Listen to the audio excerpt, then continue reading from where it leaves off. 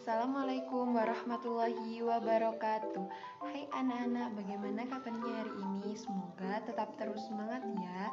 Hari ini kita akan belajar tema 2 tentang persatuan dalam perbedaan, subtema 1, rukun dalam perbedaan, pembelajaran kedua pada mata pelajaran PPKN dan SPTP.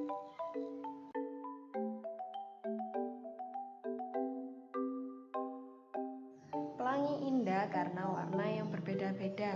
Hidup berbangsa dan bertanah air indah jika kita hidup rukun walaupun berbeda-beda. Pernahkah kalian membayangkan pelangi itu warnanya sama? Semua tentunya tidak akan indah. Pelangi itu indah karena warnanya yang berbeda-beda, dan bangsa kita juga akan indah karena ada perbedaan. Tapi perbedaan itu harusnya kita sikapi dengan cara hidup rukun. Amati gambar tentang masyarakat yang hidup rukun dalam perbedaan berikut. Nah, pada perbedaan tersebut, kira-kira apa sih perbedaannya? Lalu, bagaimana sih cara menyikapinya? Dan apa manfaat dari hidup rukun? Nah, pada gambar tersebut, perbedaannya adalah secara fisik dapat terlihat ada orang yang berkulit putih dan ada orang yang berkulit hitam. Walaupun berbeda, kita sebagai manusia tidak boleh membeda-bedakannya. Kita harus hidup rukun dan saling menghargai. Nah, sekarang simak bacaan berikut ini. Perbedaan yang menguatkan. Kampung Cempaka adalah sebuah kampung transmigran. Warganya berasal dari berbagai daerah padat di Pulau Jawa. Hal itu menjadikan mereka berbeda suku maupun agama. Di kampung Cempaka, hiduplah 5 orang sahabat. Ada Asna yang berdarah Sunda, Utami dari Banyuwangi, Tony seorang anak etnis Tionghoa yang sebelumnya tinggal di Semarang, Wande dari suku Tengger di Jawa Timur, dan Marta anak seorang pendeta yang dahulu tinggal di Solo. Di kampung Cempaka, rumah mereka bersebelahan dan mereka pergi ke sekolah yang sama. Itu sebabnya mereka sangat akrab. Mereka suka bermain bersama dan sering menghabiskan waktu di rumah satu sama lain. Meskipun berbeda suku, kebersamaan begitu kental terlihat dalam keseharian mereka. Bersama anak-anak lain di kampung Cempaka, mereka setiap akhir minggu berkumpul di balai utama kampung. Biasanya, selain berolahraga bersama, mereka juga kerap berkeliling ke rumah warga, membantu melakukan apa saja yang dibutuhkan warga. Kadang-kadang mereka membantu warga lanjut usia, sekedar membereskan rumah atau menyiapkan makanan. Sesekali mereka juga membantu orang tua yang sedang bekerja bakti membersihkan lingkungan. Dari Tony, mereka belajar menari barongsai, lalu mereka ajarkan tarian itu kepada anak-anak sekampung. Sementara itu, setiap tiba saat panen, Wande dari keluarganya akan sibuk memimpin warga membuat tumpeng gede, yaitu nasi khas dari daerah Tengger yang dibuat untuk mensyukuri berkah Tuhan dalam wujud panen raya. Sikap toleransi yang ditunjukkan kelima sahabat itu memang sekedar berupa hal-hal kecil.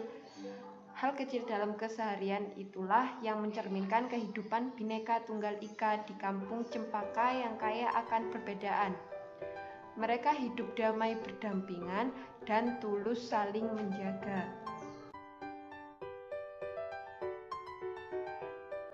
Jadi, perbedaan tidak menghalangi persatuan.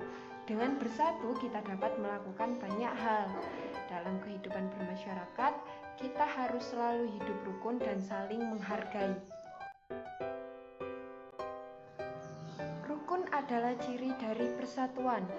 Persatuan bangsa Indonesia juga dapat tercermin pada seni budaya lokal. Salah satunya melalui tarian. Dari tarian yaitu pada gambar berikut menunjukkan tarian Lego-Lego. Tari Lego-Lego itu berasal dari Kabupaten Alor, Nusa Tenggara Timur. Bacalah teks berikut ini. Lego-lego tari adat Alor bermakna persatuan. Tarian adat adalah salah satu kekayaan budaya yang disampaikan secara turun-temurun dari nenek moyang. Tarian adat kerap memiliki pesan dan makna yang luhur. Salah satunya ada pada tari Lego-lego dari Kabupaten Alor, Nusa Tenggara Timur. Tarian ini ditujukan untuk mengajak masyarakatnya bersatu membangun kampung dan negeri. Pada masing-masing kawasan di Kabupaten Alor terdapat gaya tari dan nyanyian yang berbeda-beda, namun formasinya tetap sama, yakni lingkaran. Masing-masing nyanyian dan pantun yang diungkapkan saat menari memiliki arti serta harapan yang berbeda-beda. Beberapa literatur menyatakan bahwa tarian ini sempat menjadi tari perang. Sekarang tarian ini lebih sering digunakan untuk menyambut tamu. Tamu disambut oleh masyarakat yang dituakan, lalu diajak menuju sebuah pohon besar yang rindang dengan beberapa warga perempuan yang berpegangan tangan mengelilingi pohon. Tamu dipersilakan untuk ikut serta dalam tarian tersebut dengan gerakan kaki yang diatur sedemikian rupa. Penari akan bergerak mengitari pohon. Pada saat yang sama, sirih pinang dan minuman sopi ditawarkan. Gerakan kaki dan nyanyian di masing-masing daerah bisa saja berbeda, namun bentuk formasi lingkaran dan komponen tradisional lainnya tetap sama. Di dalam lingkaran ada 3 lelaki yang memiliki tugas berbeda. Ada pemukul gong yang nadanya akan digunakan untuk menghitung langkah penari. Kemudian ada seorang lelaki yang bernyanyi sekaligus mengucapkan pantun dan seorang lagi bertugas membagikan sirih pinang serta minuman sopi. Selain menjadi identitas setiap suku, tarian ini menjadi salah satu identitas pemersatu masyarakat Alor yang punya mimpi agar masyarakat dan pendatang terus bersatu membangun kampung serta negeri. Tahukah kamu apa pola lantai itu? Seorang penari harus memperhatikan perpindahan, pergerakan, dan pergeseran posisi saat menari. Sedangkan pola lantai sendiri adalah pola dena yang harus dikuasai oleh seorang penari dan berfungsi untuk membuat posisi dalam sebuah ruang gerak. Macam-macam pola lantai. Yang pertama ada pola lantai vertikal atau lurus. Nah, biasanya tari klasik banyak menggunakan pola lantai vertikal. Penari membentuk garis vertikal, yaitu garis lurus dari depan ke belakang atau dari belakang ke depan. Pola lantai ini memberikan kesan sederhana tetapi kuat. Contohnya yaitu pada tari Yospan, tari Serimpi, tari baris cengkedan. Yang kedua ada pola lantai diagonal. Biasanya penari berbasis membentuk garis menyudut ke kanan atau ke kiri. Nah, contoh pada pola lantai diagonal yaitu tari Gending Sriwijaya yang berasal dari Sumatera Selatan. Yang ketiga yaitu pola lantai garis melengkung. Penari membentuk garis lingkaran. Tari rakyat dan tari tradisional banyak menggunakan pola ini. Pola lantai ini memberi kesan lemah dan lembut.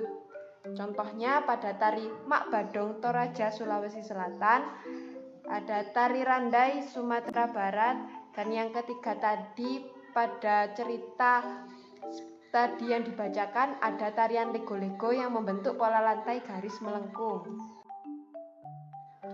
Jadi, pelajaran yang kita bahas hari ini mengingatkan kita agar tidak membeda-bedakan dalam kehidupan bermasyarakat.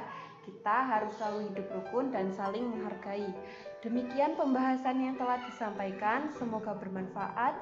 Wassalamualaikum warahmatullahi wabarakatuh.